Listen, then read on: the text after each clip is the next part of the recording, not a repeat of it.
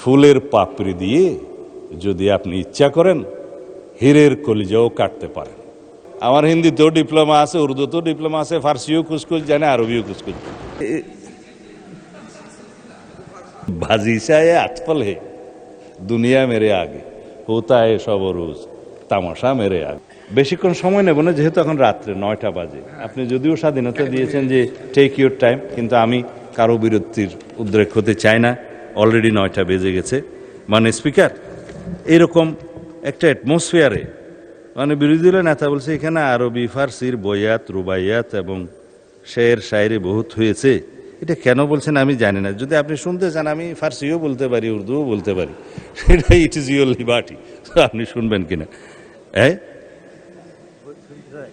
না,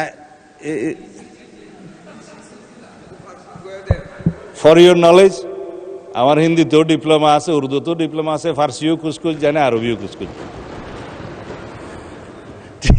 for your knowledge. Anyway, আপনারা এই সময়ে, এই রাত্রে 9টার সময় শের শায়েরি নাই শুনলেই ভালো। তবে সব সময় তো একই মেজাজ থাকে না। আমার শের শুনে যদি আপনারা আবার বিগড়ে যান, সেই জন্য আমি বলতে চাই না। বলা হয় যে বাংলাতে বলে দিই আর কি, তা আপনারা না হলে আবার শেকায়েত করবেন যে ফুলের পাপড়ি দিয়ে যদি আপনি ইচ্ছা করেন হীরের কলিজাও কাটতে পারেন। কিন্তু যারা অবুঝ বান্দা হবে, কেউ যদি বুঝতে না চায়, আপনাদেরকে মিন করছি না, তাদেরকে বলে যে লফজে নরমে নাজুক বেআসর, তাদের উপর আর কি। তার মানে বলে ফেলবো নাকি? এটা হচ্ছে, যদি আমরা সবাই একসাথে থাকি তাহলে আমরা ফুলের পাপড়ি দিয়েও হীরের কলিজা কাটতে পারবো ইনশাআল্লাহ। যদি আমরা ঐক্যবদ্ধ না থাকি তাহলে তলোয়ার দিয়েও আমরা ফুল কাটতে পারবো না বা তরমুজ কাটতে পারবো না।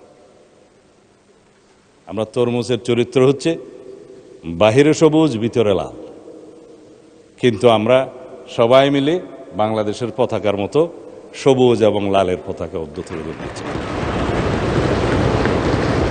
এটাও একটা শের হয়ে যেতে পারতো, আপনারা যেহেতু শুনতে চাইলেন না সেই জন্য বললাম না আর কি। না না, এটা আমাদের একটা ফলপ্রসূ আলোচনার মধ্যে, আমি এর বেশি রসবোধ দিতে চাই না।